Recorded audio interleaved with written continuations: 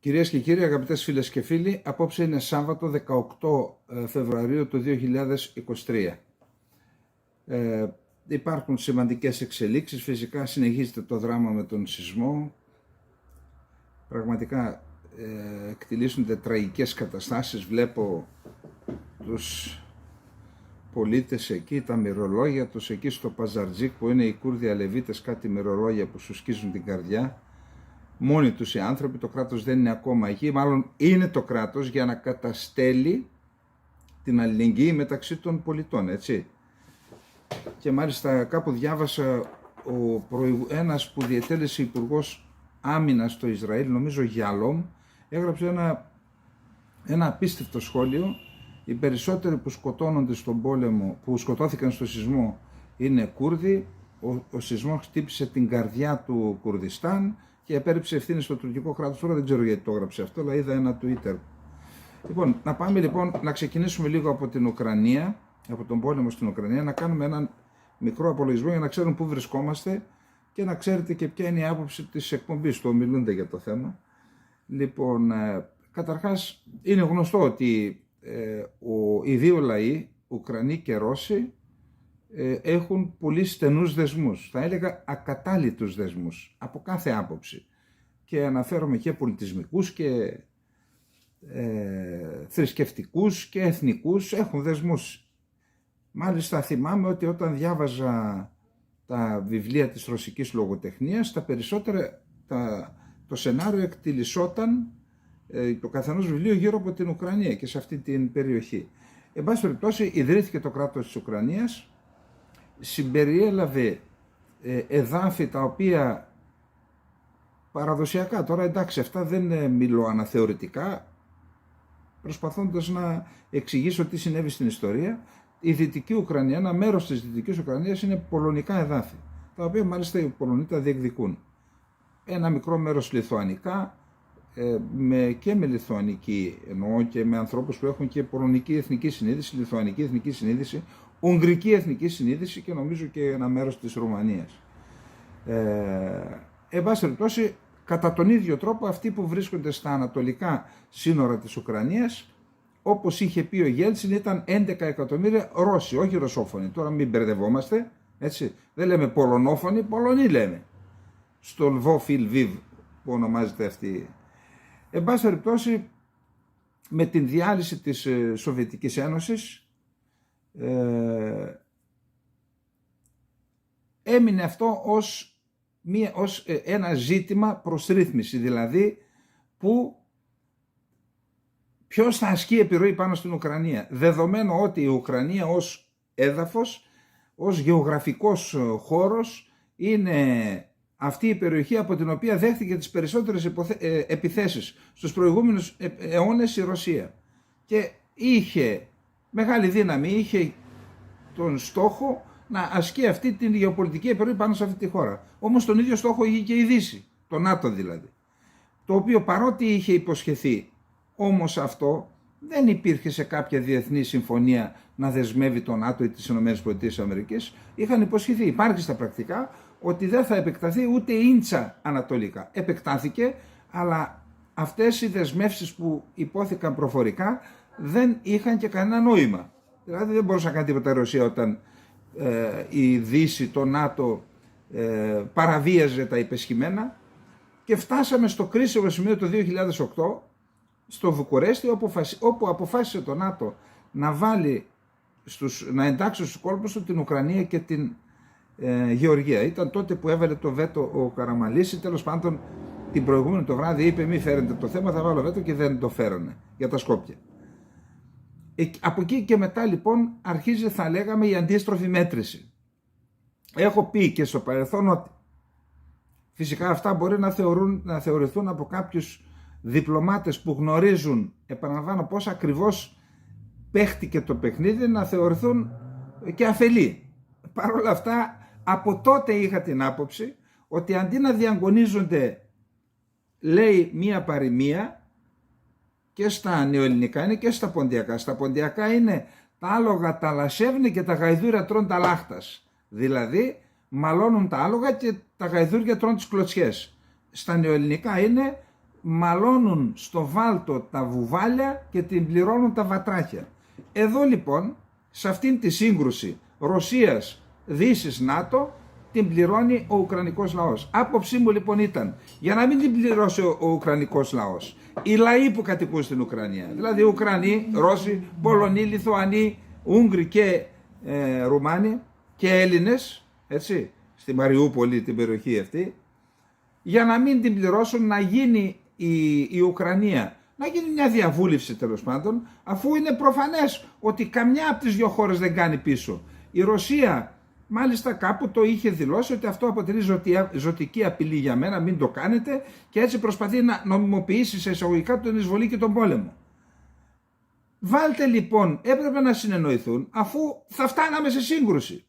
Γιατί να σκοτώνονται άνθρωποι χωρίς λόγο και να μην, κανένας δεν βγει κερδισμένος. Ούτε η Ρωσία ούτε η Αμερική από αυτόν τον πόλεμο. Όπου και να καταλήξει. Και φυσικά ο μεγάλος χαμένος είναι η Ουκρανία και ο Ουκρανικός λαός. Βάλτε λοιπόν την Ουκρανία στην Ευρωπαϊκή Ένωση, χωρίς με υπόσχεση να μην μπει στο ΝΑΤΟ και τέλος πάντων να μην υπάρχει στρατιωτική παρουσία ούτε της μιας ούτε της άλλης. Να έχει μία δικιά της εθνική άμυνα χωρίς όπλα που θα μπορούσαν να ενοχλούσαν τη Ρωσία και τη Μόσχα, γιατί αυτό είναι το πρόβλημα. Βάλτε λοιπόν στην Ευρωπαϊκή Ένωση να αποκτήσουν ευρωπαϊκά διαβατήρια οι άνθρωποι, να πιέσει η Ευρωπαϊκή Ένωση για μεταρρυθμίσεις, για θέματα διαφθοράς, διακρίσεων εις βάρος των μειονοτήτων, που υπάρχουν τέτοια πράγματα, ούτως ώστε, γιατί στην Ευρώπη μπορούμε να βρούμε 1500 στραβά, αλλά υπάρχει το Ευρωπαϊκό Δικαστήριο Ανθρωπίνων Δικαιωμάτων, υπάρχει η Σύμβαση για τα Δικαιώματα του Ανθρώπου, υπάρχουν και μια σειρά από άλλες δεσμεύσεις που δεν τις γνωρίζω, αλλά βλέπω στην πράξη ότι μπορεί να έχει 1000 κακά η Ευρωπαϊκή Ένωση, αλλά τα ανθρώπινα δικαιώματα σε γενικές γραμμές είναι σεβαστά. Πάντως πιο σεβαστά από άλλες χώρες. Από τη Ρωσία για παράδειγμα, ή από την Τουρκία, δεν το συζητάμε εκεί, και από άλλες χώρες. Αν έμπαινε λοιπόν η Ουκρανία στην Ευρωπαϊκή Ένωση χωρίς ΝΑΤΟ, καταρχάς δεν θα είχε κανένα επιχείρημα κάποιος να εισβάλλει στην Ρωσία, στην Ουκρανία. Αλλά θα ήταν ευχαριστημένη και η Δύση, διότι όσο στρεφόταν η Ουκρανία προς την Ευρώπη, δεν θα μπορούσε να ασκήσει ενοχλητική για τη Δύση, για τα στρατηγικά συμφέροντα της Δύσης, επιρροή η Ρωσία σε αυτή τη χώρα. Η Ρωσία από την πλευρά της, παρότι θα έχανε τη δυνατότητα να ασκεί στρατηγική επιρροή, θα είχε 10-11 εκατομμύρια Ρώσους, όπως θεωρεί ότι έχει, με ευρωπαϊκά διαβατήρια και 10-15 ευρωβουλευτές στο Ευρωκοινοβούλιο, θα ασκούσε μια επιρροή και στην Ευρώπη μέσω, θα ήταν όλοι ευχαριστημένοι. Τώρα λοιπόν απέτυχαν οι δύο αυτές μεγάλες δυνάμεις, Ρωσία και ΗΠΑ, ΝΑΤΟ, να συνεννοηθούν σε αυτή τη βάση, και από το 2008 ξεκίνησε ένας αγώνας και από τις δύο πλευρές να ελέγξουν την Ουκρανία. Είπαμε, τα άλογα μαλώνουν και τα γαϊδούρια τρώνε τις κλωτσιές. Εκεί λοιπόν υπήρχε ένα ζήτημα. Καταρχάς είχαμε εκλογές με όποιον τρόπο και εκεί γίνονται επιρροή ή από τη μια από την άλλη πλευρά, ποιον να ψηφιστεί, ποιος να μην ψηφιστεί. Εν πάση περιπτώσει, το 2014 είχαμε τον Γιαννουκόβιτς, ο οποίος αληθόριζε προς τη Μόσχα. Εντάξει, τον ανέτρεψαν με ένα πραξικόπημα οι Δυτικοί και με νεοναζί. Τώρα μην κρυβόμαστε πίσω από το δάχτυλό μας τώρα. Και γιατί χρησιμοποιούν οι Δυτικοί τους Ναζί? Διότι αυτοί είναι οι πιο εύκολα χειραγωγήσιμοι. Δεν είναι ανοιχτοί οι ορίζοντες τους, είναι ιδεολειπτικοί, όπου τον πεις πηγαίνει, σαν μηχανές. Και από εκεί και μετά, βλέποντας η Ρωσία ότι ανατρέπεται ένας νόμιμα εκλεγμένος δικός της, τα λέμε, έτσι είναι, δικός της άνθρωπος, όθησε τους Ρώσους της Ανατολικής Ουκρανίας να διεκδικήσουν την αυτονομία τους. Ντονμπάς δηλαδή, Λουγάνσκ και Ντονέτσκ και Κριμαία, Ταυρίδα. Και με βάση αυτό υπογράφηκαν κάποιες συμφωνίες. Από εκεί αρχίζει πάλι η ιστορία. Τις συμφωνίες λένε οι Δυτικοί ότι τις υπογράψαμε για να δώσουμε χρόνο στην Ουκρανία, να την εξοπλίσουμε δηλαδή, να στραφεί εναντίον των αυτονομιστών. Και δεν ήταν θεωρητικό αυτό. Έπεφτε βομβαρδισμός όλα αυτά τα χρόνια στο Ντονέτσκ. Τώρα έχω ανθρώπους εκεί, Έλληνες, και μου τα λέγανε και μου τα λένε ότι δεν σταμάτησαν να βομβαρδίζουν ούτε μια μέρα σχεδόν. Και φτάσαμε στην εισβολή. Την εισβολή οι Ρώσοι λένε ότι την έκαναν γιατί ήθελαν να προλάβουν την επίθεση που ετοίμαζαν οι ουκρανικές δυνάμεις για να αποκτήσουν και πάλι τον έλεγχο των περιοχών που είναι ουκρανικές. Με βάση το Σύνταγμα, με βάση τη διεθνή νομιμότητα, λέει ουκρανικές είναι. Γιατί να μην τις πάρω.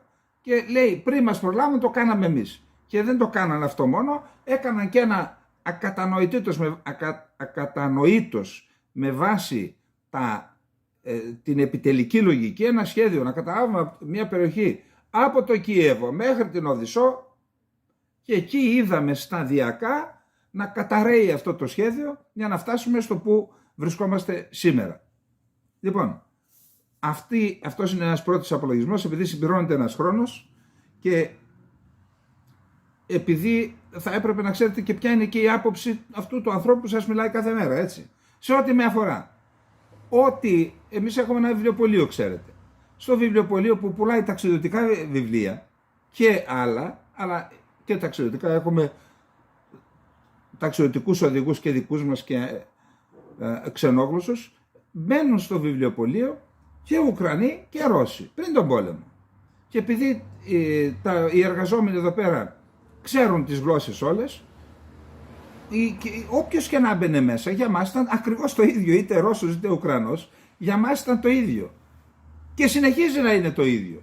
Θέλω να πω ότι για την Ελλάδα και για τον ελληνικό λαό, τουλάχιστον σε αυτό όπως αντιλαμβάνομαι εγώ, ότι είναι ο Ρώσος είναι και ο Ουκρανός. Δεν λέω ότι είναι οι ίδιοι, είναι ξεχωριστές εθνότητες, αλλά σε ό,τι μας αφορά έχουν την ίδια αντιμετώπιση από τον ελληνικό λαό.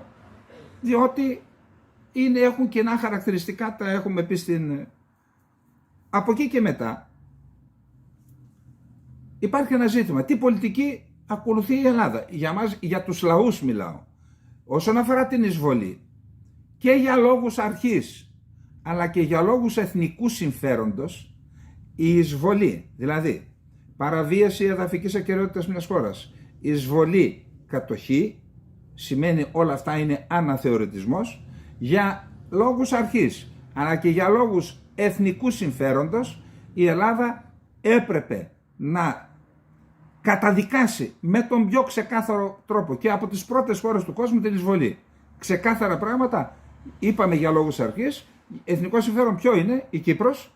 Δεν μπορείς να λες ότι κακώς βρίσκεται ο Τούρκος στην Κύπρο και καλώς βρίσκεται ο Ρώσος στα ουκρανικά εδάφη. Πολλοί μου λένε, μου γράφουν εδώ, δεν είναι το ίδιο. Καμιά κατάσταση δεν είναι το ίδιο. Αλλά εν πάση περιπτώσει υπάρχουν πολλές ομοιότητες. Δεν μπορείς να το κάνεις αυτό. Άρα μέχρι εδώ καλώς και σωστά η ελληνική κυβέρνηση και φυσικά και η κυπριακή καταδικάσαμε την εισβολή. Από εκεί και μετά άρχισε αυτό το παραμύθι, το να γίνεται η ελληνική κυβέρνηση βασιλικότερη του βασιλέως. Και ενώ ο Μητσοτάκης, τώρα να σας πω κάτι, για κοιτάξτε λίγο πριν μπει, 2 μήνες πριν μπει η Ρωσία στην Ουκρανία, κοιτάξτε τη συνάντηση Μητσοτάκη-Πούτιν στο Σότσι. Να δείτε τι γλυκόλογα. Τότε δεν ήταν κακός ο Πούτιν. Τότε δεν ήταν ολιγάρχη, πώς το λένε, διαφθαρμένος, δεσποτικός, έκανε το λαό του, καταπίεζε το λαό του, όλα αυτά που λένε μετά όλοι αυτοί που βγήκαν τώρα και κάνουν στρατευμένη παρουσία στα μέσα κοινωνικής δικτύωσης. Για να κοιτάξουν εκείνο το...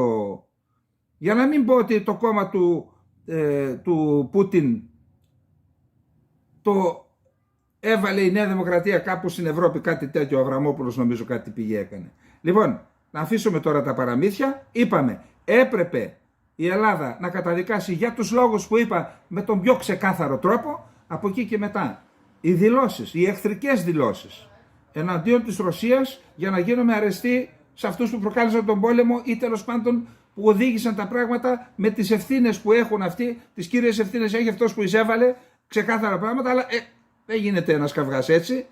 Λοιπόν, λάθος της Ελλάδας να γίνει εμπόλεμο μέρος, είτε διαδηλώσεων αχρίαστων, είτε με την αποστολή όπλων. Διότι η αποστολή όπλων, εκτός του ότι μας κάνει εμπόλεμο μέρος, να αφήσουμε τα χαζά τώρα, άμα στέλνεις όπλα και σκοτώνεις τον άλλον, γίνεσαι εμπόλεμο μέρος. Εκτός αυτού υπάρχουν και άλλα ζητήματα. Αποδυναμώνεται η εθνική άμυνα της Ελλάδας.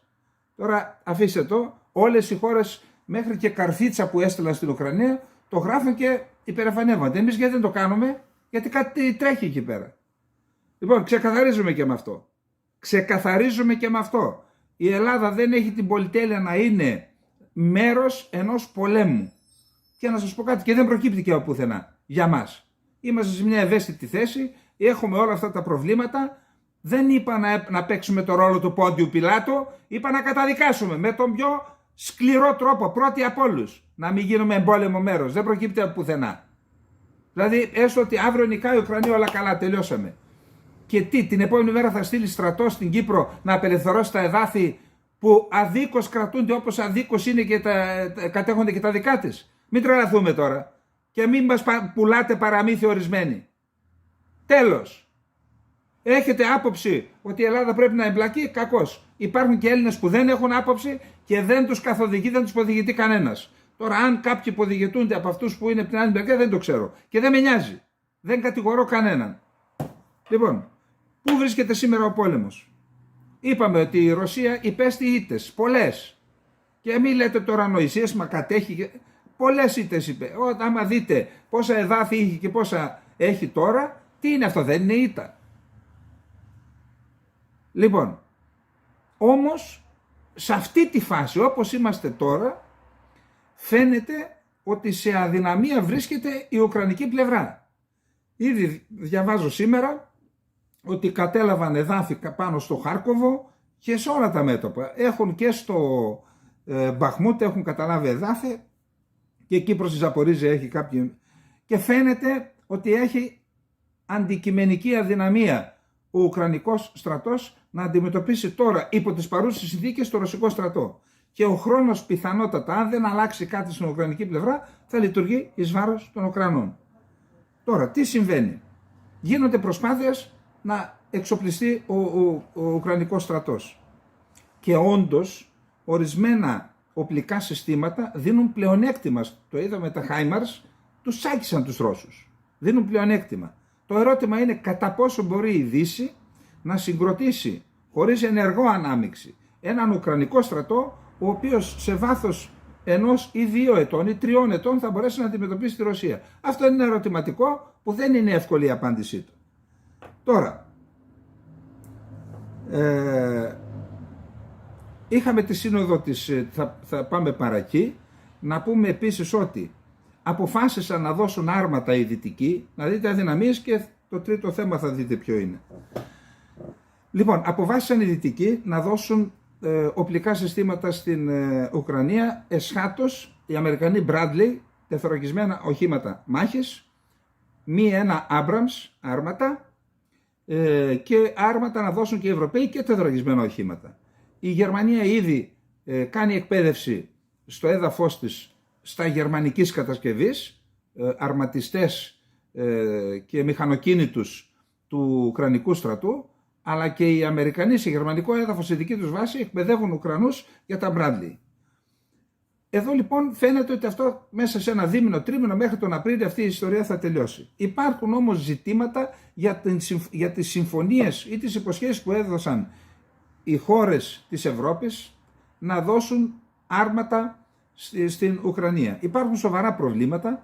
Λένε εδώ, διαβάζω, ότι αυτά τα άρματα είναι καταρχάς μεταχειρισμένα. Άλλοι θα τα δώσουν με προβλήματα. Παλιά, με προβλήματα που θα βγάλουν προβλήματα. Δεν γίνεται έτσι ένας στρατός και την άλλη μέρα να του πεις να κάνει πόλεμο και να κάνει αντεπίθεση. Θέλει μια διαδικασία που είναι ο χρονοβόρος και για να έρθουν όλα τα οπλικά συστήματα σε ένα επίπεδο που να μπορούν να πολεμήσουν και να εγχειριστές να εκπαιδευτούν. Εν πάση περιπτώσει, οι στόχοι από ό,τι φαίνεται της Δύσης είναι να φέρουν τον Ουκρανικό στρατό σε κατάσταση ετοιμότητας στην Άνοιξη να κάνει τις δύο αντιπιθέσεις που είπαν στο βόρειο και στο νότιο μέτωπο. Τώρα, τι άλλο έχουμε εδώ? Ναι. Επίσης είδα ένα δημοσίευμα ότι η FSB, η Υπηρεσία Πληροφοριών Εξωτερικού, η παλιά KGB της Ρωσίας, είχε έναν πράκτορα φυτεμένο στην Γερμανική Υπηρεσία Πληροφοριών να μάθει πού βρίσκονται τα HIMARS, οι τοποθεσίες των HIMARS για να τα εξουδετερώσει. Συγγνώμη, άμα προσπαθείς να μάθεις μέσα από το Βερολίνο που είναι τα HIMARS, σε μια χώρα όπως η Ουκρανία, όπου η Ουκρανία θα πρέπει οι Ρώσοι να την ξέρουν σαν την παλάμη τους, είναι η Σοβιετική Ένωση, και να μπορούν με άλλα συστήματα, αν δεν μπορούν να τα ανακαλύψουν, τότε δύσκολα θα μπορέσουν να αντιμετωπίσουν το παιχνίδι. Επίσης, οι Ηνωμένες Πολιτείες της Αμερικής λένε ότι η Βάγνερ μέχρι στιγμής έχει χάσει 30.000 μισθοφόρους, το 90% των οποίων ήταν κατάδικοι που βγήκαν από τις φυλακές για να συμμετέχουν στη Βάγνερ και στον πόλεμο. Επίσης το BBC λέει, εγώ δυσκολεύομαι να το πιστέψω, ότι η λεγεώνα των ξένων, οι ξένοι δηλαδή που πολεμούν στην Ουκρανία, ανέρχονται σε 20.000, από τους οποίους 3.000 είναι Βρετανοί. Συγγνώμη, άμα υπάρχουν 20.000 άνθρωποι και αυτός είναι ένας στρατός ολόκληρος. Και εδώ δεν μπορώ να ανεχθώ τώρα ότι οι άλλοι όταν πολεμούν είναι μισθοφόροι και άλλοι είναι λεγεώνα των ξένων. Συγγνώμη, δεν είναι μισθοφόροι αυτοί, τι είναι δηλαδή? Πήγαν να πολεμήσουν εκεί για ιδεαλιστικούς λόγους? Τώρα ακορεδεύουμε τον κόσμο?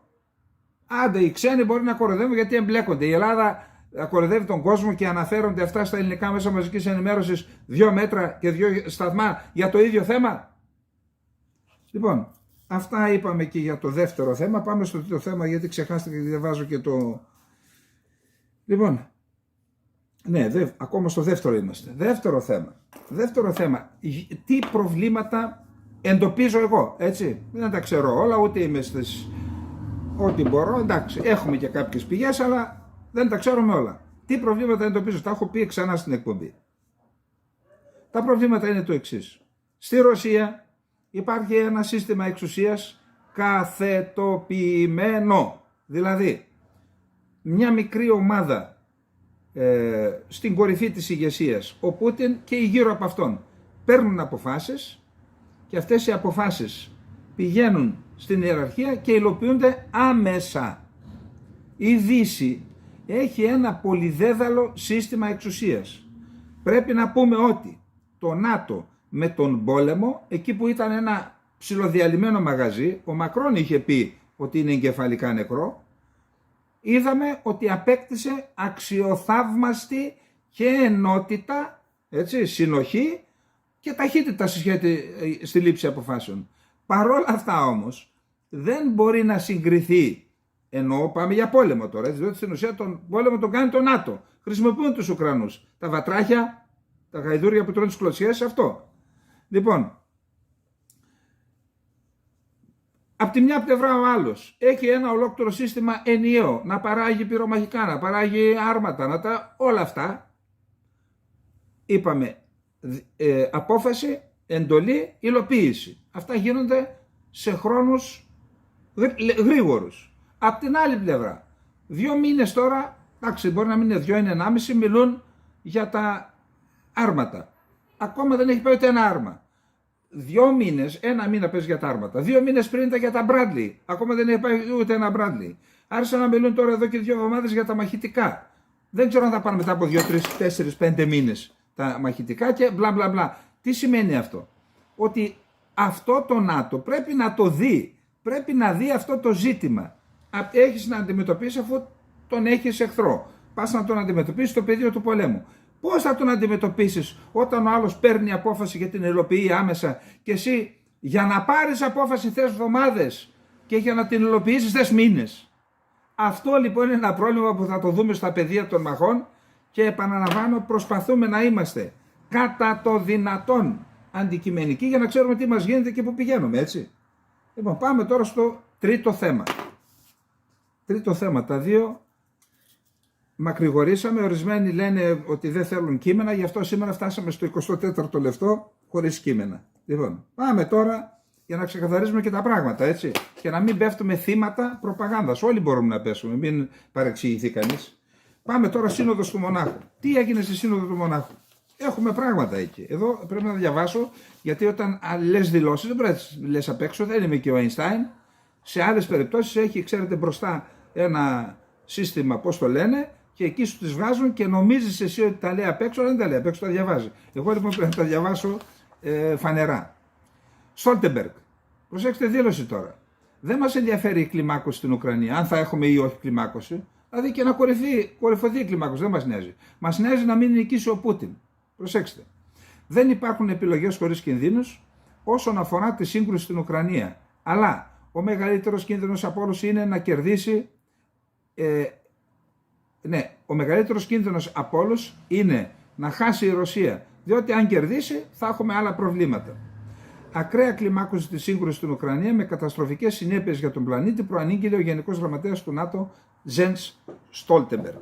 Μιλώντας στη διάσκεψη ασφάλειας του Μονάχου, σήμερα Σάββατο 18 Φεβρουαρίου του 2023, ούτε λίγο ούτε πολύ αποκάλυψε ότι η Βορειοατλαντική Συμμαχία δεν ενδιαφέρεται για το κόστος μιας κλιμάκωσης με την Ουκρανία, δηλαδή θα το διακινδυνεύσει. Την ενδιαφέρει μόνο να μην νικήσει η Ρωσία. Δεν υπάρχουν επιλογές χωρίς κινδύνους, το είπαμε αυτό. Κάποιοι ανησυχούν ότι η υποστήριξή μας στην Ουκρανία κινδυνεύει να προκαλέσει κλιμάκωση. Επιτρέψτε μου να είμαι σαφής. Δεν υπάρχουν επιλογές χωρίς κινδύνους, αλλά ο μεγαλύτερος κίνδυνος από όλους θα προκύψει αν κερδίσει ο Πούτιν. Δηλαδή η επόμενη μέρα ενός Πούτιν νικητή θα δημιουργήσει σοβαρούς κινδύνους για το ΝΑΤΟ. Μάλιστα ο Γενικός Γραμματέας του ΝΑΤΟ πρόσθεσε: αυτή η νίκη της Ρωσίας θα κάνει τον κόσμο πιο επικίνδυνο και εμείς θα είμαστε πιο ευάλωτοι. Επίσης τόνισε την ανάγκη να αντληθούν μερικά σημαντικά συμπεράσματα από τη σύγκρουση στην Ουκρανία. Πρώτον, πρέπει να διατηρήσουμε και να ενισχύσουμε την υποστήριξή μας στην Ουκρανία και να δώσουμε στη χώρα αυτή αυτό που χρειάζεται για να κερδίσει. Δεύτερον, πρέπει να συνεχίσουμε να ενισχύουμε την αποτροπή και την άμυνά μας. Αυτό το συμπέρασμα ο Στόλτεμπεργκ το στέλνει και στην Ελλάδα, έτσι. Το τρίτο συμπέρασμα είναι ότι πρέπει να ενισχύσουμε την ανθεκτικότητα των κοινωνιών μας. Δηλαδή, ανθεκτικότητα στο να υποδεχόμαστε φέρετρα. Οι στρατιωτικές δυνάμεις είναι απαραίτητες για την προστασία της ασφάλειάς μας, αλλά δεν επαρκούν. Πρέπει επίσης να προστατεύσουμε τον κυβερνοχώρο μας, πολύ σημαντικό θέμα αυτό, τις αλυσίδες εφοδιασμού μας, το ίδιο, και τις υποδομές μας, το ίδιο. Σύμφωνα με τον Στόλτεμπεργκ, το πιο σημαντικό συμπέρασμα είναι ότι η Βόρεια Αμερική και η Ευρώπη πρέπει να σταθούν μαζί. Εντάξει, το ΝΑΤΟ αυτό είναι και το νόημά του. Έρχεται τώρα η δήλωση του Σούνακ, της Βρετανίας. Το Ηνωμένο Βασίλειο θα γίνει η πρώτη χώρα που θα παρέχει στην Ουκρανία όπλα μεγαλύτερης εμβέλειας, τόνισε ο Βρετανός Πρωθυπουργός Ρίση Σούνακ. Μιλώντας στη διάσκεψη του Μονάχου, ο Βρετανός Πρωθυπουργός κάλεσε τους παγκόσμιους ηγέτες να διπλασιάσουν τη στρατιωτική υποστήριξη στην Ουκρανία.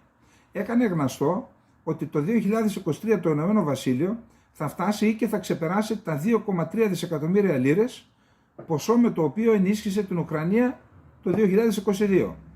Επίσης είπε ότι το Ηνωμένο Βασίλειο θα γίνει η πρώτη χώρα που θα παρέχει στην Ουκρανία όπλα μεγαλύτερης εμβέλειας από αυτά που έχουν δοθεί μέχρι τώρα. Ο Σούνακ μίλησε για φρικιαστικά εγκλήματα πολέμου της Ρωσίας και πρόσθεσε ότι η Μόσχα πρέπει να λογοδοτήσει για την τρομερή καταστροφή που έχει προκαλέσει. Σύμφωνα με τον ίδιο, η Ρωσία έχει διαπράξει σωρία παραβάσεων και παραβιάσεων σε χώρες εκτός της συλλογικής ασφάλειας, εκτός ΝΑΤΟ. Τις ίδιες κατηγορίες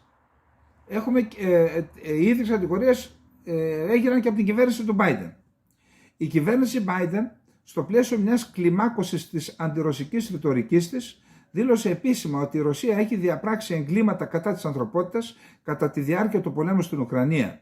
Δήλωσε η αντιπρόεδρος Καμάλα Χάρις στην ομιλία της στη διάσκεψη για την ασφάλεια του Μονάχου το Σάββατο 18 Φεβρουαρίου του 2023. Η κυβέρνηση Biden έχει ήδη κατηγορήσει τη Ρωσία ότι διαπράττει εγκλήματα πολέμου στην Ουκρανία. Το έκανε και πριν την Καμάλα Χάρις. Αλλά είναι η πρώτη φορά που οι ΗΠΑ καταλήγουν επίσημα στο συμπέρασμα ότι οι ρωσικές δυνάμεις διαπράττουν εγκλήματα κατά της ανθρωπότητας και αυτό έχει μεγάλη σημασία για τις διπλωματικές εξελίξεις όσον αφορά την εκτόνωση της γεωπολιτικής κρίσης. Ο Υπουργός Εξωτερικών Άντονι Μπλίνκεν δήλωσε ότι οι ΗΠΑ χρησιμοποιούν τέτοιες διατυπώσεις για τα πιο ιδεχθή εγκλήματα. Αυτά λοιπόν έχουμε και στη Σύνοδο του Μονάχου. Φαίνεται ότι η Δύση προσπαθεί εκεί να πάρει, καταρχάς να καταλήξει σε συμπεράσματα και να πάρει αποφάσεις για να μπορέσει, όπως λένε όλοι, να μπορέσουν να νικήσουν τη Ρωσία και να εξαλειφθεί η απειλή που θα προκύψει σε περίπτωση που η Ρωσία του Πούτιν βγει νικήτρια στον πόλεμο στην Ουκρανία. Τι σημαίνει αυτό? Αυτά, διότι είχαμε δει και κάποιες κινήσεις και στις ΗΠΑ που έλεγα παιδιά να τελειώνουμε γιατί δεν ξέρουμε πού θα πάει αυτή η ιστορία. Εδώ φαίνεται λοιπόν ότι ένα άλλο κλίμα διαμορφώνεται, να δούμε τι θα επικρατήσει. δύο τάσεις υπάρχουν, να δούμε ποια τάση θα επικρατήσει. Λοιπόν, ένα άλλο θέμα που είδα, νομίζω στο Forbes το είδα, ο βαθύτατος προβληματισμός που υπάρχει στη Δύση για το ρόλο που παίζει η Νότια Αφρική, η οποία Νότια Αφρική ήταν το προπύργιο της Δύσης στην Ήπειρο της Αφρικής, στην επέκταση της επιρροής της Ρωσίας στην Αφρική. Εδώ να πούμε το εξής. Εμφανώς ασκεί επιρροή η Αφρική σε ορισμένες χώρες. Νότια Αφρική, Μάλι, Μπουρκίνα Φάσο και σε άλλες χώρες. Αλλά σε αυτές τις χώρες ισχυρή επιρροή. Να πούμε ότι από το Μάλι εκδιώχθηκαν οι Γάλλοι, που ήταν πρώην αποικία και είχαν ισχυρότατους δεσμούς. Νομίζω ότι έχει εκδιωχθεί και ο πρέσβης και οι δυνάμεις του στρατού της Γαλλίας και ο πρέσβης. Στην Μπουρκίνα Φάσο το ίδιο. Στην Νότια Αφρική λοιπόν και σε άλλες χώρες, η Βάγνερ έχει παρουσία, Λιβύη. Στη Νότια Αφρική, ενώ η Νότια Αφρική ήταν χώρα, αδελφή χώρα της Μεγάλης Βρετανίας και της Δύσης, με πολύ στενούς δεσμούς. Βλέπουμε λοιπόν πρόσφατη επίσκεψη του Λαυρόφ στη Νότια Αφρική, δήλωση της Υπουργού Εξωτερικών της Νότιας Αφρικής ότι η Ρωσία είναι σύμμαχος, και τώρα είναι σε εξέλιξη άσκηση, αεροναυτική άσκηση Κίνας, Ρωσίας, Νότιας Αφρικής. Ανησυχεί η Δύση για αυτό το ζήτημα και το είπαμε και στην προχθεσινή μας εκπομπή, ότι ξύνουν πληγές οι Ρώσοι της αποικιοκρατίας, αλλά και άλλα ζητήματα, ακόμα και πολιτισμικά, που χωρίζουν ένα μέρος του κόσμου της Ασίας με τη Δύση.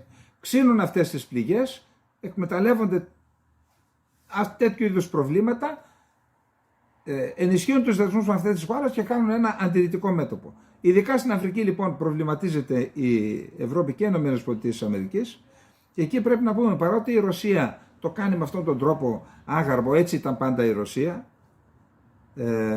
σκληρή και άγαρμη στις σχέσεις της και με τις φιλικές χώρες, ας το έχουν υπόψη τους ορισμένοι αυτό, όμως είναι πολύ ύπουλος, ας μου επιτραπεί η έκφραση, ίσως είναι και άστοχη, ο τρόπος με τον οποίο διεισδύει η Κίνα στην Αφρική. Δηλαδή, εκμεταλλεύεται την παινία και την ένδια αυτών των χωρών, εκμεταλλεύεται τις ελλείψεις υποδομών, έρχεται η Κίνα, δίνει δάνειο σε μια χώρα, σε μια κυβέρνηση, αναλαμβάνει η ίδια να κάνει υποδομές, σιδηροδρόμους, φράγματα, δρόμους και άλλες υποδομές κρατικές. Όταν έχουν αδυναμία να πληρώσουν τα δάνεια οι χώρες, γίνονται δικές τους, γιατί αυτό λέει το συμβόλαιο, και έτσι σταδιακά επεκτείνει την επιρροή της. Άρα η Δύση, η οποία κάποτε ήλεγχε την Αφρική εξ ολοκλήρου, με ελάχιστες περιπτώσεις η Σοβιετική Ένωση προσπαθούσε να κάνει κάποιες λαϊκές δημοκρατίες, αλλά κυρίαρχη ήταν η Δύση, σταδιακά τώρα χάνει την Αφρική, και αυτό είναι ένας σοβαρός προβληματισμός. Θα δούμε τι μέτρα θα πάρουν για να τον αντιμετωπίσουν. Λοιπόν, πάμε τώρα στο επόμενο θέμα. Το επόμενο θέμα είναι Nord Stream. Η Ρωσία φαίνεται ότι, σας το έχω πει, ότι δεν ήταν ο σεισμός, το θέμα της ανατείναξης και της καταστροφής αυτών των δύο αγωγών φυσικού αερίου, το Nord Stream 1 και 2, θα ήταν πρώτο θέμα παγκοσμίως. Γιατί? Διότι το αναδεικνύει Αμερικανός δημοσιογράφος με ιστορία, δημοσιογράφος με ιστορία, με Πούλιτζερ βραβευμένος, με ο άνθρωπος που αποκάλυψε τη σφαγή στο My Lai στο Βιετνάμ, άρα έχει αξιοπιστία, και το κυριότερο, στηρίζεται σε πηγή μέσα από το Αμερικανικό κράτος. Απέδειξε αυτός μέσα από την έρευνα ότι οι ΗΠΑ σε συνεργασία με την Νορβηγία ανατείναξαν τον αγωγό. Έρχονται λοιπόν η Ρωσία τώρα και φέρνει ένα ψήφισμα στο Συμβούλιο Ασφαλείας του ΟΗΕ. Το ψήφισμα αυτό δεν ρίχνει ευθύνες στις ΗΠΑ. Λέει ο ΙΕ να αναλάβει την ευθύνη να γίνει μια ανεξάρτητη έρευνα για το ποιος έκανε τι. Εκεί λοιπόν θα δούμε πώς θα αντιδράσουν τα 5 μόνιμα μέλη. Η Κίνα πιστεύω ότι θα πει ναι. Έχουμε όμως ΗΠΑ, Αγγλία και Γαλλία. Να δούμε αν βάλει βέτο η Αμερική, τότε αυτό κάτι δείχνει, έτσι, δεν θέλω να πω τίποτα άλλο. Τώρα, διάβασα μία ανάρτηση, είδα και ορισμένοι εδώ το κάναν και ένα συνεργάτης μας εδώ στο Ινφογνώμων πολιτικά στην ιστοσελίδα μας το έγραψε, ότι το θέμα με τα μπαλόνια στις ΗΠΑ ότι είναι μια φούσκα και ότι το πήρε τέτοιες διαστάσεις γιατί θέλησαν να σκεπάσουν την υπόθεση με το Nord Stream. Δηλαδή, απασχολώντας την αμερικανική κοινή γνώμη, αλλά και τη διεθνή κοινή γνώμη, με το θέμα των μπαλονιών και της Κίνας και όλα αυτά, θέλησαν να προβάλλουν αυτό, να είναι αυτό στο προσκήνιο, να μην είναι δεύτερη είδηση το Nord Stream και να μην επηρεαστεί η κοινή γνώμη είτε στις ΗΠΑ είτε στον κόσμο. Εν πάση περιπτώσει το αναφέρω. Ο Σνόιντεν για να το λέει πιθανόν κάτι να ξέρει, εγώ δεν ήξερα τίποτα, γι' αυτό δεν το είχα αναφέρει, το είχαν πει διάφοροι. Τώρα λοιπόν το αναφέρω, άποψη δεν έχω για το θέμα. Δηλαδή δεν έχω άποψη για το τι είναι τα μπαλόνια. Εκτιμώ ότι κάτι γίνεται με τα μπαλόνια. Διότι δεν κατέριψαν μόνο οι Αμερικανοί, κατέριψαν προχθές και πάνω από το Κίεβο αρκετά μπαλόνια ρωσικά οι Ουκρανοί με την υπόθεση των Δυτικών. Κάτι γίνεται και με αυτό το θέμα, αλλά το να πάρει ίσως τέτοιες διαστάσεις σε βαθμό να φοβηθούν οι Αμερικανοί μπορεί να έχει σχέση. Δεν το ξέρω. Πάμε στο επόμενο θέμα μας. Λοιπόν, το επόμενο θέμα είναι, ξέρετε, ενώ το μεγάλο πρόβλημα στη Μέση Ανατολή είναι αυτή η εχθρότητα που υπάρχει παραδοσιακή μεταξύ του Ισραήλ και του αραβικού κόσμου. Όχι με όλους, αλλά με τους γείτονες, ξέρετε, υπάρχουν προβλήματα, σοβαρά προβλήματα. Μας διαφεύγει ότι οι λαοί αυτοί είναι σημιτικοί όλοι, δηλαδή είναι ξαδέρφια. Άσχετα με τη θρησκεία, ξαδέρφια είναι. Και γι' αυτό ίσως, στηριζόμενοι σε αυτή την κοινή φιλετική καταγωγή, ο Νετανιάχου επιταχύνει τα βήματα που γίνονται προς την Σαουδική Αραβία για να μπορέσουν να βρουν έναν κοινόν τόπο, Ισραήλ και Σαουδική Αραβία, για να αντιμετωπίσουν την Ιρανική απειλή. Να πούμε ότι το βασικό πρόβλημα της Σαουδικής Αραβίας, μια μεγάλη χώρα και ισχυρή χώρα, εκεί να δείτε τι γίνεται με τα ανθρώπινα δικαιώματα. Απλά δεν το φανερώνουμε γιατί μας ενοχλούν τα ανθρώπινα δικαιώματα όταν τα παραβιάζει ο Άσαντ, όταν τα παραβιάζει ο Πούτιν. Δεν μας ενοχλούν όταν τα παραβιάζει ο Ερντογάν, το κάνουμε και τηλέφωνο μάλιστα, έτσι. Ούτε όταν τα παραβιάζει η Σαουδική Αραβία. Γιατί? Διότι τα εθνικά συμφέροντα της κάθε χώρας, είτε της Αμερικής, είτε της Ελλάδας, είτε του Ισραήλ, προηγούνται των ανθρωπίνων δικαιωμάτων. Να τα λέμε αυτά, έτσι, για να μην... Εκεί λοιπόν υπάρχει λοιπόν το ζήτημα η Σαουδική Αραβία, το μοναδικό εμπόδιο που έχει για να δημιουργηθεί αυτός ο κοινός τόπος και να αντιμετωπίσουν την ιρανική απειλή είναι το Παλαιστινιακό. Δεν ξέρω πώς θα ξεπεραστεί, πάντως έχουμε καινούργια στοιχεία που δικαιολογούν αυτή τη θέση του Ισραήλ να επιταχύνει τις εξελίξεις για να οδηγηθούν κάπου οι συνομιλίες με τη Σαουδική Αραβία. Γιατί διαβάζω ότι 3 πλοία στον Περσικό κόλπο χτυπήθηκαν με drone. Αυτά τα drone τελικά θα μας αλλάξουν τη ζωή, είτε από το καλό, από την καλή είτε από την ανάποδη. Χτυπήθηκαν και αναφέρεται ότι είναι και ένα Ισραηλινό, δεν ξέρω αν ήταν και τα 3 Ισραηλινών συμφερόντων. Αυτό είναι μια καινούρια διάσταση στην ναυσιπλοεία, πιστεύω ότι πρέπει να ενδιαφέρει και την Ελλάδα, διότι μέχρι τώρα είχαμε αυτή την ταλαιπωρία με τους πειρατές, που δημιούργησε μια ολόκληρη βιομηχανία ασφάλειας, την οποία την κάλυπταν πολλοί Έλληνες βατραχάνθρωποι και καταδρομής, απόστρατοι φυσικά, οι στρατιώτες που είχαν απολυθεί. Έχουμε και αρκετές εταιρείες, αρκετές εκατοντάδες άνθρωποι, μπορεί και χιλιάδες, έφαγαν ψωμί από αυτή την ιστορία, Τώρα μην έχουμε και αντιντρόν συστήματα πάνω στα πλοία. Τέλος πάντων, τι κρατάμε? Κρατάμε το Ισραήλ είναι η επισπεύδουσα πλευρά στις συνομιλίες με τη Σαουδική Αραβία για να αντιμετωπίσουν μια μεγάλη απειλή που είναι το Ιράν. Το οποίο Ιράν, αν μπει στους BRICS, τότε αντιλαμβάνεστε ότι θα αλλάξουν οι παράμετροι αυτής της απειλής. Πάμε στο επόμενο θέμα. Το επόμενο θέμα μας είναι ο ISIS. Είναι το λεγόμενο Ισλαμικό κράτος. Εδώ έχουμε ένα σοβαρό πρόβλημα. Ξέρετε, το ISIS, υπάρχουν θεωρίες που λένε ότι το δημιούργησαν και οι Δυτικοί και οι Αμερικανοί. Υπάρχουν διάφορα τέτοια. Εν πάση περιπτώσει, γνωρίζουμε σίγουρα, εκείνο δεν το γνωρίζουμε, διαβάζουμε διάφορα. Αυτό που ξέρουμε σίγουρα είναι ότι όταν ο ISIS έγινε απειλή για την ασφάλεια της Ευρώπης και όταν κινδύνεψε η Συρία να πέσει στα χέρια εξ ολοκλήρου του ISIS, του Ισλαμικού κράτους, και αν έπεφτε η Συρία θα έπεφτε και ο Λίβανος, και αν έπεφτε η Συρία και ο Λίβανος, το λεγόμενο Ισλαμικό κράτος θα είχε ακτές στην Μεσόγειο, και αν αποκτούσε ακτές στη Μεσόγειο, τότε θα γινόταν ένα ζήτημα παγκόσμιας ασφάλειας, που θα απειλούσε την παγκόσμια ασφάλεια, όχι μόνο της Ευρώπης. Τότε είδαμε σίγουρα τις ΗΠΑ, με δεδομένο ότι κανείς δεν είχε νικήσει μέχρι τότε τον ISIS, όπου είχαν πάει οι Τσετσένοι. Σας είπα ότι είναι οι πιο σκληροί και αποτελεσματικοί μαχητές στον κόσμο.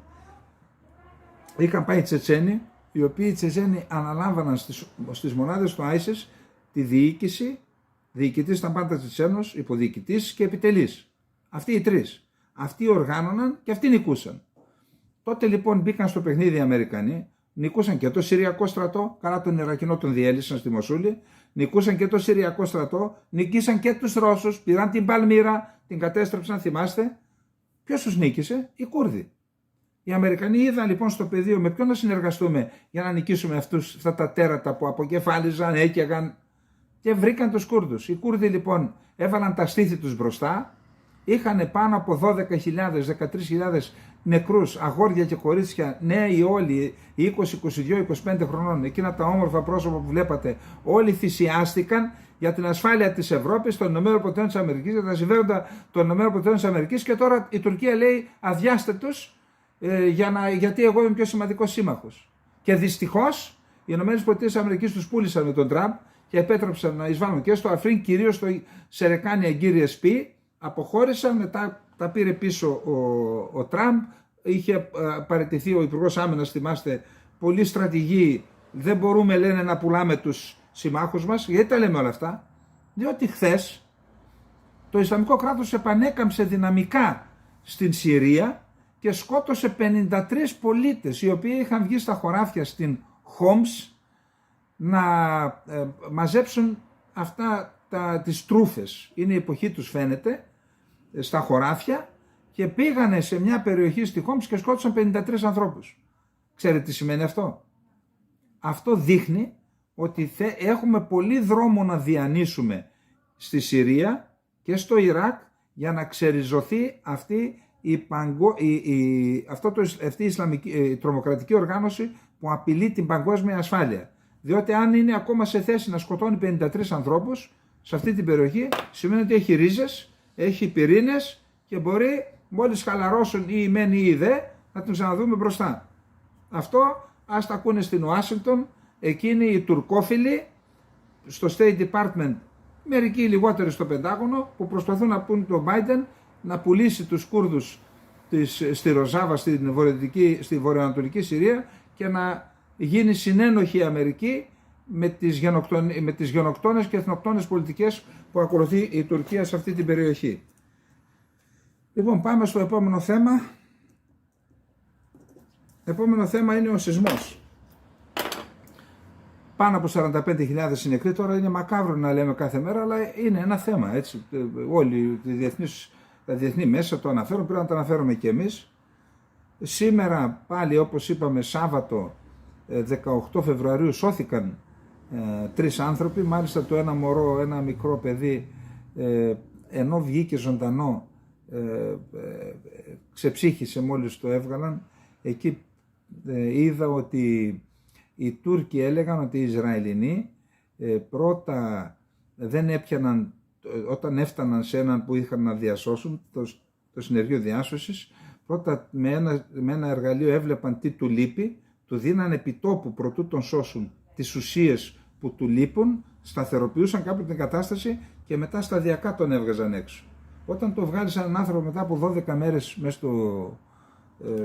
και 13 μέρες μέσα στα χαλάσματα, το σοκ που υφίσταται, δεν ξέρω, γιατροί δεν είμαστε, αλλά αντιλαμβάνεστε, βλέπουμε ότι πεθαίνουν οι άνθρωποι.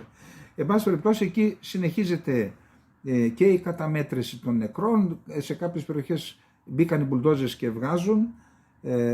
Δεν έχει ακόμα ολοκληρωθεί η καταμέτρηση, ο έλεγχος και η καταμέτρηση των κτηρισμάτων και των κτηρίων που είναι ακατάλληλα. Εντάξει, υπάρχει μια ανθρώπινη τραγωδία. Αυτό που σας είχα πει προχθές, στην περιοχή της Αντιόχειας, του νομού Αντιόχειας, τα χρηματοκιβώτια και ο χρυσός που βρίσκεται από τα συνεργεία διάσωσης, όσα δεν τα κλέβουν, πηγαίνουν, τα παίρνει η αστυνομία σε ένα ειδικό χώρο, μυστικό χώρο, τα κρατάει εκεί, θα περιμένουν για ένα χρόνο αυτά όλα που βρίσκουν, να τους κατόχους θα ρωτήσουν αν βρεθεί κάποιος να τα διεκδικήσει, και εάν σε 12 μήνες δεν τα διεκδικήσει κανείς, τότε θα περάσουν στο τουρκικό κράτος. Λοιπόν, αυτή είναι η κατάσταση και στο σεισμό, δύσκολα τα πράγματα. Να πάμε στο επόμενο θέμα μας, που είναι οι συμφωνίες που έκανε η Βουλγαρία με την Ελλάδα. Τα είδαμε, λοιπόν, ναι, 40. Είδαμε λοιπόν τον κύριο Ράντεφ να έρχεται στην Αθήνα, υπέγραψε 2 μνημόνια, έτσι. Τα μνημόνια δεν είναι συμφωνίες. Υπέγραψε 2 μνημόνια με τον κύριο Μητσοτάκη. Το ένα αφορά την κατασκευή του Μπουργκάζ Αλεξανδρούπολης του αγωγού, ο οποίος θα μεταφέρει πετρέλαιο από την Αλεξανδρούπολη στον πύργο, στον Μπουργκάζ, και το άλλο για η Ελλάδα να αποθηκεύει ηλεκτρική ενέργεια στη Βουλγαρία και η Βουλγαρία να αποθηκεύει φυσικό αέριο στη Ρεβιθούσα. Όμως τα πράγματα δεν είναι απλά. Η Βουλγαρία τελικά το παίζει σε 2 ταμπλό, και μάλιστα το δεύτερο ταμπλό, η Τουρκία, είναι πιο δυνατό από το δικό μας. Τώρα δεν μπορώ να καταλάβω. Θα μου πείτε τι ψάχνουν να βρω, ηθική στα κράτη? Δεν υπάρχει ηθική, συμφέροντα υπάρχουν. Αλλά δεν είναι μόνο τα συμφέροντα, υπάρχει και η Ευρώπη, η οποία ορισμένες φορές είναι τυφλή και κουφή. Κάνετε δεν ακούει, κάνετε δεν βλέπει. Λοιπόν, για να διαβάσουμε τώρα τι λέει ο κύριος Μιχάλης Μυριάνθης από τον Liberal. Η Βουλγαρία υπογράφει συμφωνίες με Ελλάδα και καλοβλέπει προς Τουρκία. 16 χρόνια μετά την υπογραφή στην Αθήνα της συμφωνίας για τον αγωγό Μπουργκάζ Αλεξανδρούπολη μεταξύ Ελλάδας, Βουλγαρίας και Ρωσίας, που ναυάγησε για λόγους που έχουν αναλυτικά εκτεθεί, τις είπαμε και μάλιστα χθες, ουσιαστικά ναυάγησε, δεχτήκαμε πιέσεις, εντάξει όλοι, ναυάγησε όταν αποσύρθηκε από το πρόγραμμα αυτό η Βουλγαρία το 2011. Υπογράφηκαν την Πέμπτη από τον Πρωθυπουργό Κυριάκο Μητσοτάκη και τον Πρόεδρο της Βουλγαρίας Ρούμπεν Ράντεφ 2 μνημόνια κατανόησης. Το πρώτο για τη διερεύνηση της δυνατότητας κατασκευής νέου πετρελαιαγωγού με τερματικό σταθμό την Αλεξανδρούπολη και καταληκτικό σταθμό τον Μπουργκάζ στον Εύξηνο Πόντο, και το δεύτερο για την αμοιβαία δυνατότητα αποθήκευσης φυσικού αερίου στο Σιρέν στη Βουλγαρία από ελληνικές εταιρείες και στη Ρεβιθούσα στον κόλπο των Μεγάρων από βουλγαρικές εταιρείες αντιστοίχως. Η δυνατότητα αποθήκευσης φυσικού αερίου στη Βουλγαρία, πιθανόν με αμοιβαιότητα στη Ρεβιθούσα, απαλλάσσει την αποθήκευση φυσικού αερίου στην Ιταλία από πλευρά της Ελλάδας. Να πούμε ότι ο αγωγός Αλεξανδρούπολης πύργου πλέον, γιατί θα είναι ανάποδος, είναι εύκολο να κατασκευαστεί, γιατί οι μελέτες είναι έτοιμες. Δεν θα χρειαστούν δηλαδή 2 χρόνια μελέτες, υπογραφές χρειάζεται, φράγκα και φύγαμε. Το έργο του πετρελαιαγωγού Αλεξανδρούπολη Μπουργκάζ πλέον είναι σημαντικό. Έρχεται να συμπληρώσει τον αεριαγωγό IGB που μέσω της υπεράκτιας μονάδας αποϊγροποίησης στην Αλεξανδρούπολη μπορεί να τροφοδοτήσει με φυσικό αέριο την Ανατολική Ευρώπη μέχρι την Ουκρανία και Πολωνία, τις χώρες του Βίζεγκραντ και με παρακάμψεις δυτικά τη Σερβία, το Κωσυφοπαίδιο και τα Σκόπια. Κράτη που μέχρι 2 χρόνια πριν είχαν υψηλή ενεργειακή εξάρτηση από τη Ρωσία. Όντως, είναι τεράστιας σημασίας.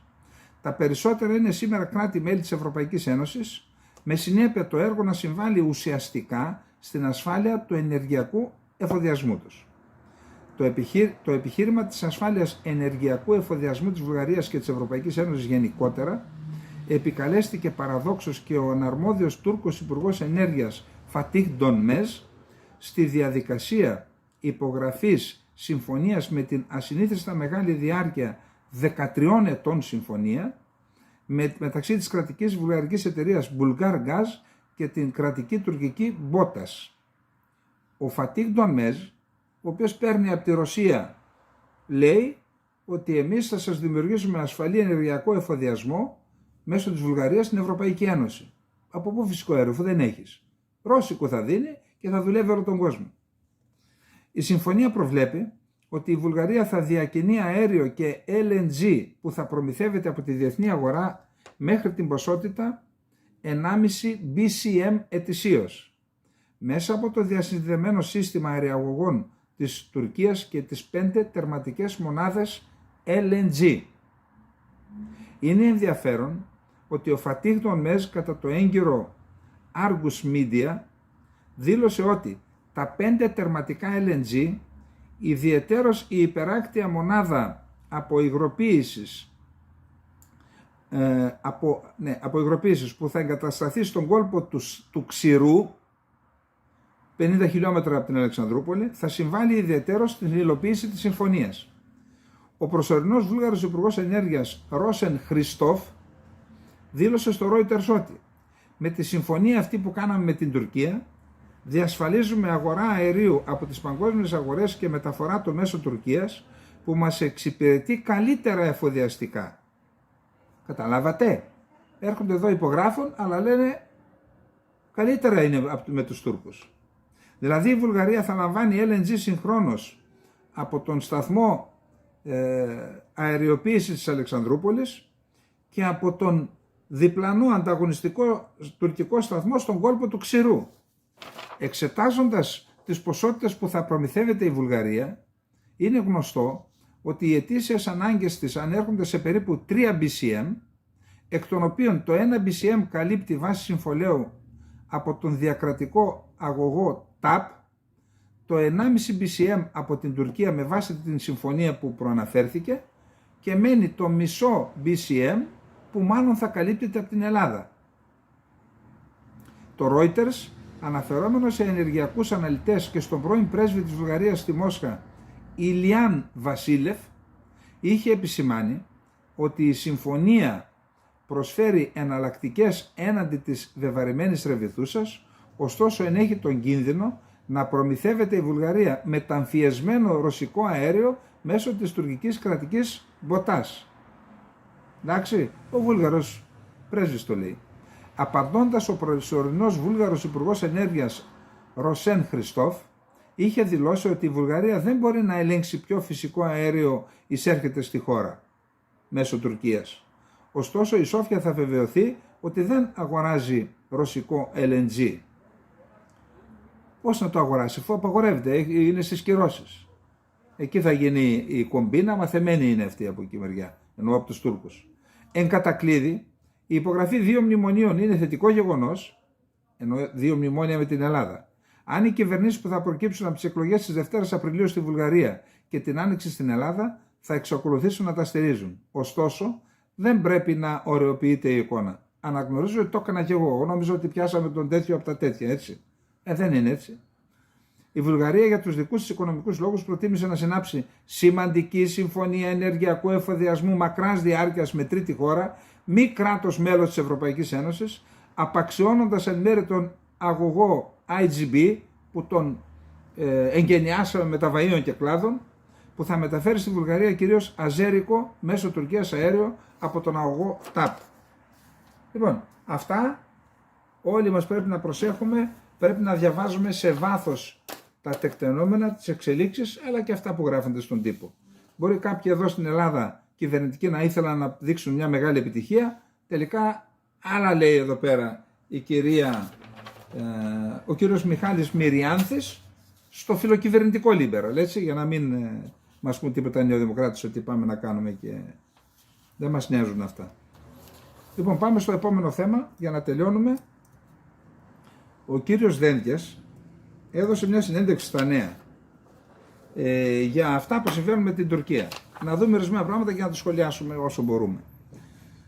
Η αλλαγή τόνου εκ μέρους της Τουρκίας μετά από 3 χρόνια έντασης είναι ευπρόσδεκτη, αναφέρει ο Υπουργός Εξωτερικών Νίκος Δένδιας. Επιτρέπει δε σχετική αισιοδοξία για το ενδεχόμενο μιας μετατόπισης από ένα αναθεωρητικό υπόδειγμα διμερών σχέσεων σε κλίμα καλής γειτονίας που θα διέπεται από σεβασμό σε θεμελιώδες αρχές του διεθνούς δικαίου και θα διασφαλίζει συνθήκες ειρήνης και σταθερότητας στην ευρύτερη περιοχή μας. Τώρα λέει η αλλαγή τόνου εκ μέρους της Τουρκίας. Η αλλαγή τόνου προήλθε από την Ελλάδα και υποχρεώσαμε την Τουρκία. Για να μην τρελαινόμαστε, έτσι. Είναι παραπλανητικό αυτό. Δεν υπήρχε από την Τουρκία αλλαγή τόνου. Άλλωστε, εξ όσων πληροφορούμε, στέλνει στα κατεχόμενα σεισμόπληκτους. Μια ενέργεια εναντίον της Κύπρου και εναντίον της Ελλάδας είναι αυτή. Γιατί ορισμένοι στο Υπουργείο Εξωτερικών ξέχασαν ότι η Ελλάδα είναι εγγυήτρια δύναμη. Το ξέχασαν, από το 1974 και μετά το έχουν ξεχάσει. Λοιπόν, προσθέτει δε ο Δένδιας, δεν θα πρέπει να λησμονούμε ότι βρισκόμαστε πάντα σε ένα σύνθετο περιφερειακό περιβάλλον και σε περίοδο πολιτικών εξελίξεων στο εσωτερικό της Τουρκίας εν ώψη της επικείμενης εκλογικής αναμέτρησης.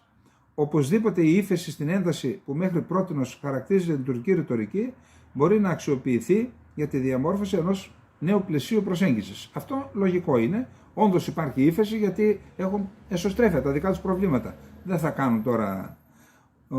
Ο κύριος Δένδιας υπογραμμίζει ότι δεν μπορούμε να συσχετίσουμε τη βοήθεια της Ελλάδας προς το δοκιμαζόμενο τουρκικό λαό με οποιασδήποτε γεωπολιτικές εξελίξεις είτε με οποιαδήποτε προσπάθεια ή διαφορά. Σωστό, εμείς κάναμε το καθήκον μας εκεί. Βοηθήσαμε πολίτες, ανθρώπους βοηθήσαμε. Ούτε Τούρκους, ούτε Σύριους, ανθρώπους.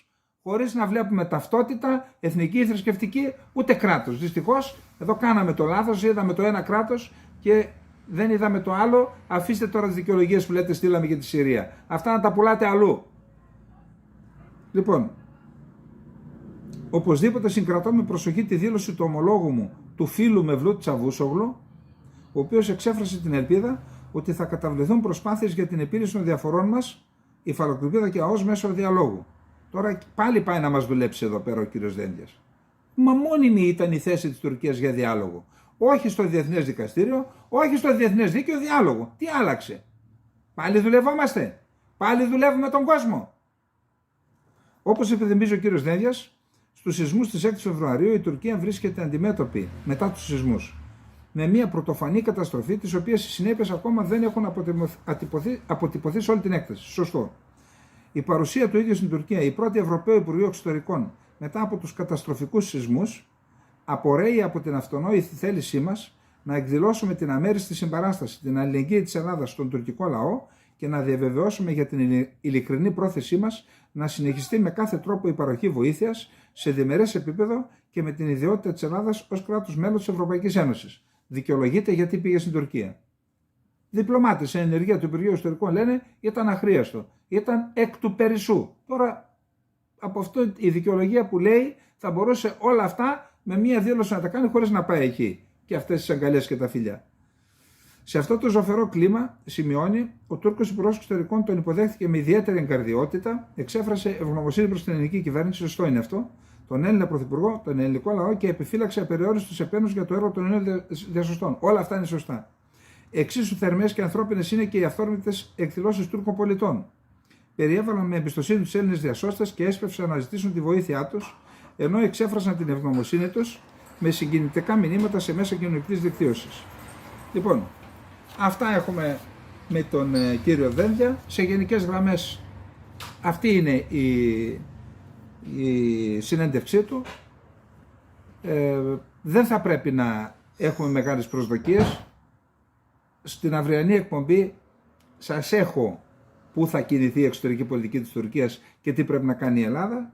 Προς στιγμήν για απόψε αυτά είχαμε να πούμε. Εύχομαι ένα καλό Σαββατόβραδο σε όλους. Απόψε είναι ψυχοσάββατο.